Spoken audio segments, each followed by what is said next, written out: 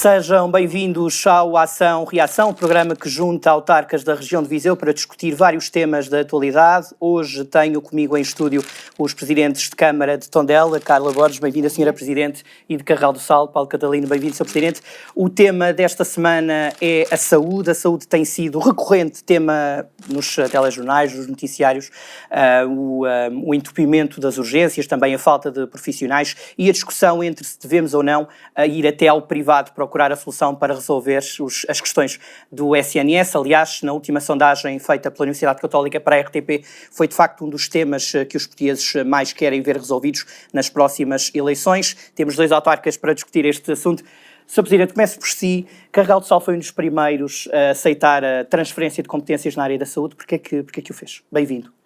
Muito obrigado pelo convite e deixe-me, antes de mais, enaltecer esta iniciativa. Acho que é muito bom dar voz aos autarcas neste trabalho de proximidade que nós vamos tendo com as populações e, portanto, elogiar a vossa iniciativa, que eu acho que traz muito de bom àquilo que é a informação dos nossos territórios.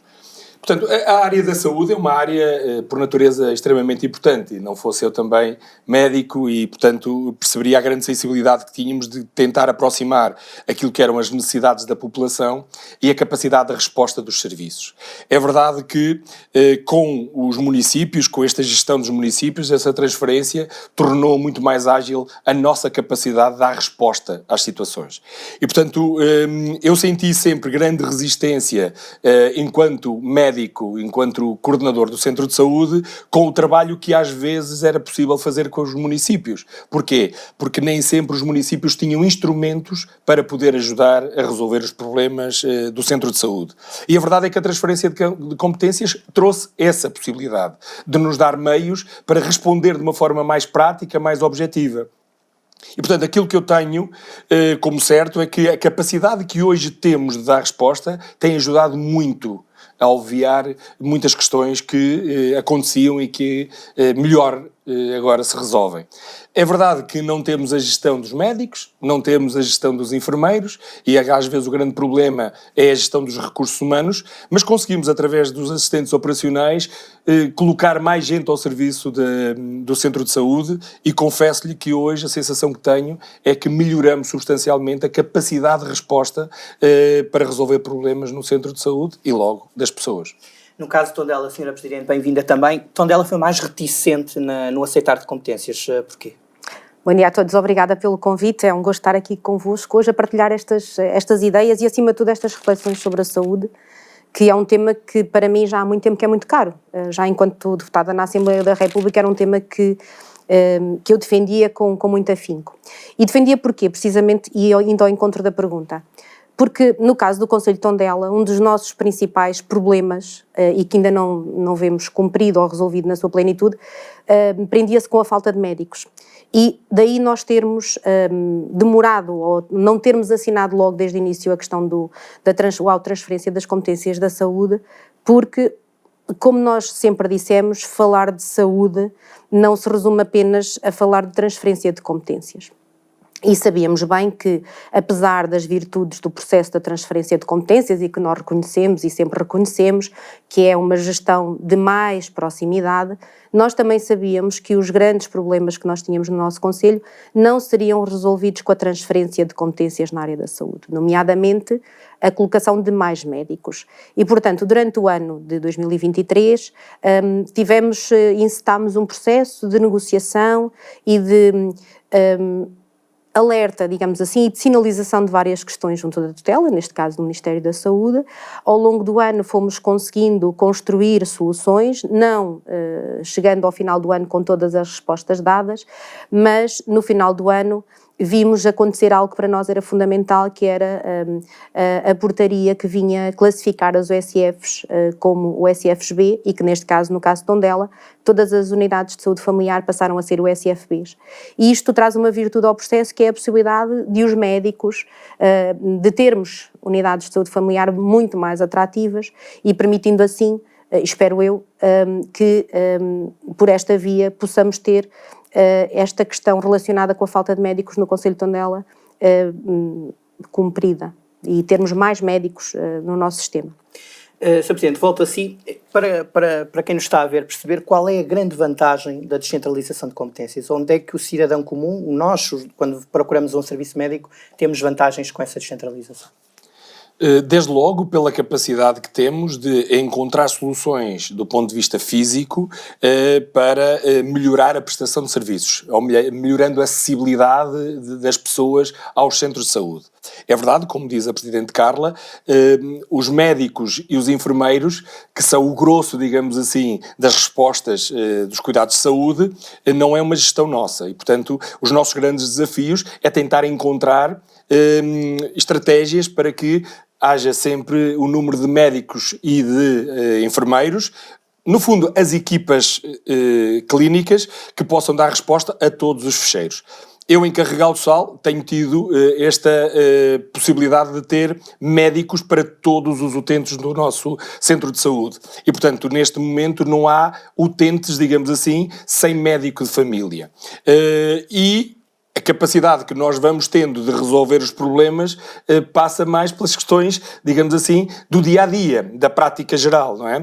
A necessidade de encontrar viaturas para se fazer os domicílios, a necessidade de podermos encontrar melhores condições de acessibilidade, nomeadamente para as pessoas terem salas de espera e terem condições. É verdade que o nosso centro de saúde, neste momento, precisa de obras e vamos ter, através do PRR, a possibilidade de fazer uma obra substancial que vai envolver à volta de 2,5 milhões de euros para melhorar e requalificar todo o centro de saúde. Mas dizia, em resposta, é que o município, neste momento, encontrou formas de poder participar mais na gestão do dia-a-dia. E sabendo quais são as necessidades, conseguimos ter os instrumentos para lhes dar resposta. No fundo, é este ganho substantivo que nós temos. Melhorar as condições físicas, poder articular também com as entidades centrais, seja o ACES, seja a ARS, que entretanto vai dar origem ao LS, mas através desta possibilidade de participarmos mais no processo, termos possibilidade também de melhorar a qualidade de serviço que prestamos na área da saúde, que é extremamente importante para o nosso concelho e para a região, não é? Sr. Presidente, quanto a verbas, elas são suficientes para implementar esse tal plano? Não, as verbas não são suficientes, até porque há aqui um vício logo de partida, que é, neste momento, portanto, o auto em si, portanto, a avaliação financeira da gestão deste serviço é insuficiente. Vou-lhe dar um exemplo. Neste momento, no nosso auto de transferência de competências, está previsto, no mapa de pessoal, 6 assistentes operacionais. Mas neste momento só estão 4 assistentes operacionais. Estes assistentes operacionais não têm vínculo à função pública, portanto, estão num regime de precariedade. Isto são coisas que as pessoas não sabem, mas importa aqui dizê-las. Portanto, terá que a Câmara agora fazer um contrato de prestação de um contrato a termo incerto com estas pessoas e envolvê-las e incluí-las no quadro e dando resposta àquilo que é uma necessidade. Mas elas, ao migrarem para os quadros da Câmara, vêm com um contrato sem termo e num termo incerto. Isto traz problemas na gestão do dia-a-dia. Há uma data de questões relacionadas também com a manutenção dos edifícios que não estão contempladas no auto.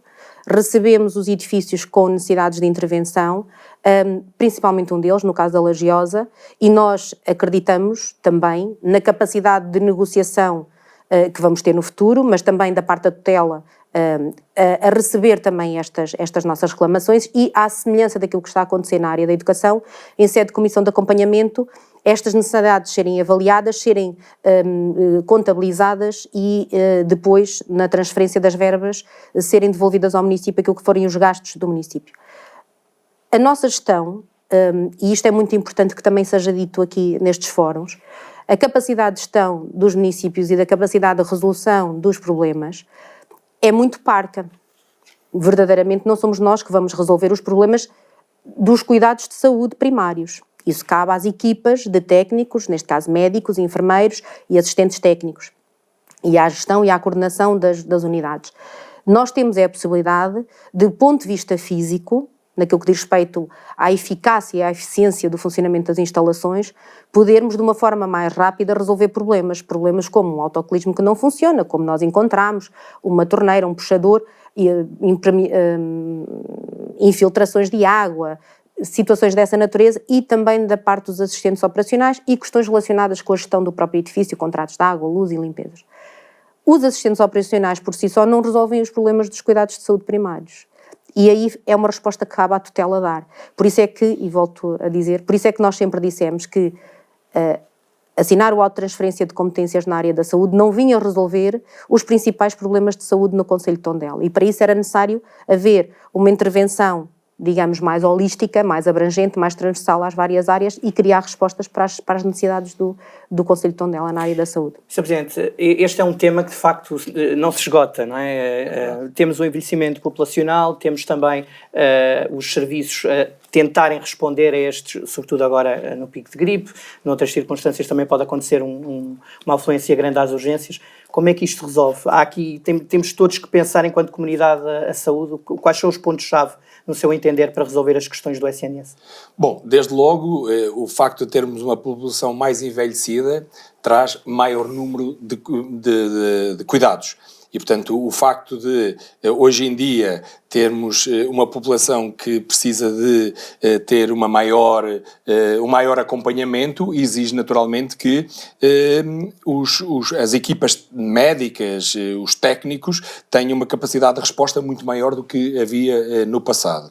Veja que a própria gestão, neste momento, do Serviço Nacional de Saúde se faz tendo unidades ponderadas. Portanto, um doente para o Serviço Nacional de Saúde vale o número de cuidado que dele é exigido e, portanto, é através de unidades ponderadas. Imagino que um jovem adulto dos 18 aos 50 anos vale apenas uma unidade ponderada, se for ou criança ou se for idoso, vale muito mais. Portanto, em termos práticos, uma pessoa pode valer 2 em termos de o número de cuidado que vai ter. E, portanto, o que é que acontece? Acontece que o Serviço Nacional de Saúde, para conseguir dar resposta a este aumento de cuidados, acaba por ter necessidade também do maior número de pessoas ao serviço. A verdade é que nem sempre a gestão deste serviço tem vindo a ser feita da forma certa. E os meios que hoje temos, sobretudo de recursos humanos, não é suficiente para dar resposta a tanta demanda. E por isso é que eu continuo a acreditar que é através do Serviço Nacional de Saúde que nós vamos conseguir dar resposta ao problema das pessoas. Não é através do privado, porque grande parte das pessoas do privado são as pessoas que estão também no público. E, portanto, desviar as pessoas do público para o privado não resolve. Porque se as pessoas não há pessoas para o público, também não vai haver pessoas para o privado. Então qual é a grande solução? Para mim a solução passa primeiro por criarmos uma forma de dar alguma exclusividade ao trabalho no Serviço Nacional de Saúde. Portanto, o Serviço Nacional de Saúde deve dar resposta ao grande número de problemas da população e o privado deve ser um complemento ao trabalho do público, nunca o contrário. Eu acho que o privado não se deve substituir ao público. O público tem uma responsabilidade fundamental para com a população. E depois, se na verdade é necessário algum complemento, ele pode se buscar ao privado. Agora, ninguém pense que desviando o serviço as pessoas do público para o privado que vão resolver o problema. Porque quando as urgências estão cheias no público, as urgências também estão cheias no privado. Se não há médicos no público, também não vai haver médicos no privado. Portanto, tem que haver aqui regras muito consolidadas, tem que haver aqui algum processo que leve as pessoas a perceber como é que se gere melhor os recursos humanos. E para mim, passa por termos um critério de alguma exclusividade, sobretudo privilegiando o serviço público. Que já tem vindo a acontecer, já médicos fizeram essa primeira... Agora a reforma e sobretudo a forma como houve o aumento dos salários para os médicos passa muito por criar algum regime de exclusividade com o público. E certo. Para mim acho que é o caminho. É este o caminho, Sr. Presidente? Está de acordo? O caminho tem que ser aquele que permite que a população tenha efetivamente acesso aos cuidados de saúde. Se depois, para esse acesso e para garantir esse acesso, é o Serviço Nacional de Saúde que os presta, que para mim é fundamental que exista, ou se depois, para nós conseguirmos atingir esse objetivo, vamos recorrer aos privados, um pouco à semelhança daquilo que acontece hoje em dia já, não é? É a estratégia para nós concretizarmos esse objetivo. Para mim o mais importante é garantir que quem precisa de cuidados de saúde, efetivamente os tem e os tem com qualidade. Sem barreiras ideológicas, logicamente.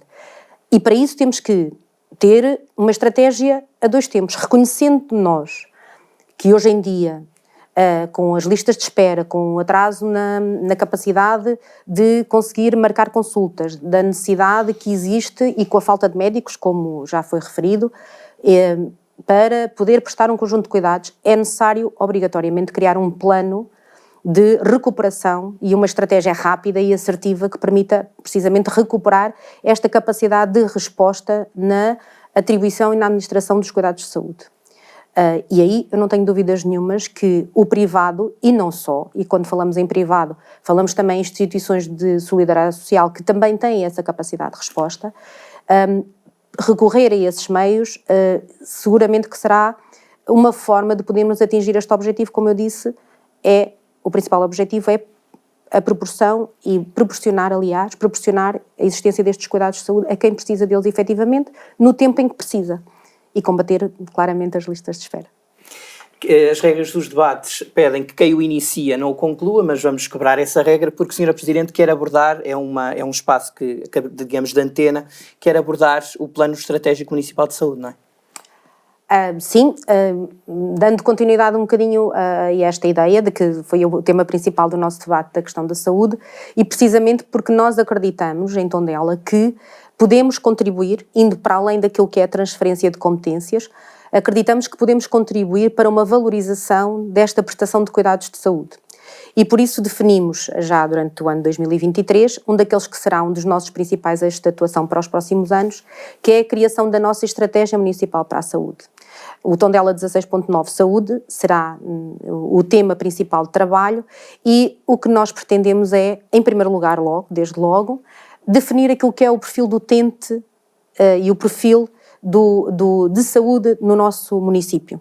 Sabermos exatamente a idade, as características das pessoas, as características dos doentes, as principais doenças, as principais patologias, para depois, com base nisso, podermos fazer e definir um conjunto de estratégias complementares àquilo que é a estratégia do Serviço Nacional de Saúde, permitindo assim que a nossa população tenha uma forma diferente e um acompanhamento diferente e envolvendo aqui aquilo que é a capacidade do município para dar resposta a essas matérias.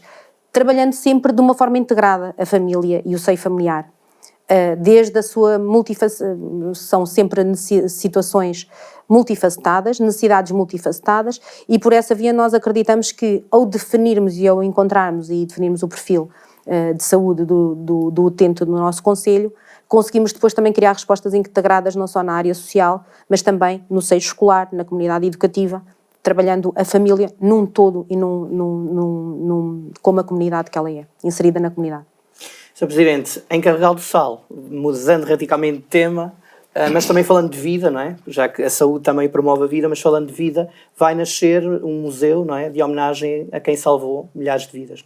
Muito obrigado pela pergunta, mas deixe-me só gastar aqui 10 segundos para falar também de uma estratégia que eu acho, em meu entender, é muito importante para a área da saúde.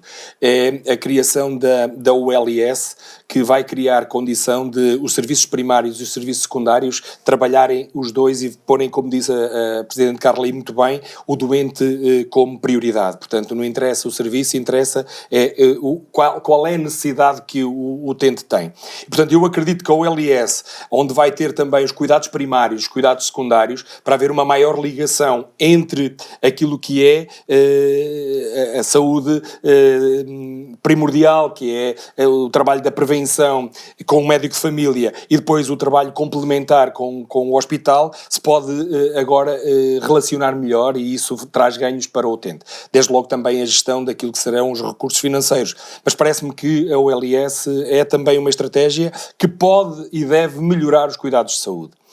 Indo diretamente à sua questão sobre o Aristides Sousa Mendes, é verdade que há alguns anos atrás precisávamos muito que este projeto tivesse luz e graças a Deus que foi possível encontrar capacidade de resolver a requalificação daquela casa, da casa onde ele viveu, que é a Casa do Passal, e vamos conseguir, se Deus quiser, agora no dia 19 de julho, também inaugurar aquela casa como um Museu Aristides Sousa Mendes. Para mim, diria que o Concelho de Carregal do Sal precisa muito que este projeto ganhe corpo e possa trazer um sinal de exemplo ao mundo, porque hoje em dia vivemos numa sociedade com poucas lideranças, com necessidade de termos bons exemplos na sociedade, e acredito sinceramente que o exemplo do Aristides Sousa Mendes, na altura que, desobedecendo a Salazar, conseguiu salvar tantas pessoas do Holocausto, consegue ser este exemplo de vida. E por isso é que o museu é algo muito importante para nós. Termos o museu que vai abrir agora no dia 19 de julho é a minha grande prioridade, como também o Centro de Integração e Acolhimento a Refugiados, que vai ser feito na casa onde ele nasceu. Portanto, a Casa do Passal foi onde ele morou, e que vai ter um museu Aristides Sousa Mendes, e na Casa do Aide, que foi onde ele nasceu, fazermos um Centro de Acolhimento e Integração de Refugiados, também em homenagem àquilo que ele fez por tantas e tantas pessoas, salvando-os da morte. É um processo que tem estado demorado, certo? O processo da Casa do Passal esteve durante muito tempo com dificuldade em arrancar. Arrancou, terminamos a obra física, digamos assim, no final do ano, através de um apoio do PT 2020, e agora já estamos na parte museográfica. Portanto, estamos a traduzir o conteúdo da equipa de curadoria para aquilo que é o processo museográfico na casa. O Centro de Acolhimento e Integração de Refugiados já foi feito a assinatura do acordo com a AIMA, com a Segurança Social e também com o SIG, e portanto vamos levar a efeito, se Deus quiser também, agora no próximo ano, esta obra que é muito importante, que ainda esteja integrada no PRR, através das BNAUTs, que são as Bolsas Nacionais de Alojamento Urgente e Temporário, e espero também que Carregal do Sal continue a assumir este papel charneira na área do humanismo nacional e internacional, com o nome do Aristides Sousa Mendes. Aristides, que certamente vos une-nos aos três, não é? A figura e o legado. Obrigada por terem cá estado e até à próxima. Obrigada. Quanto a nós, marcamos encontros para um novo programa brevemente. Até lá, fiquem connosco.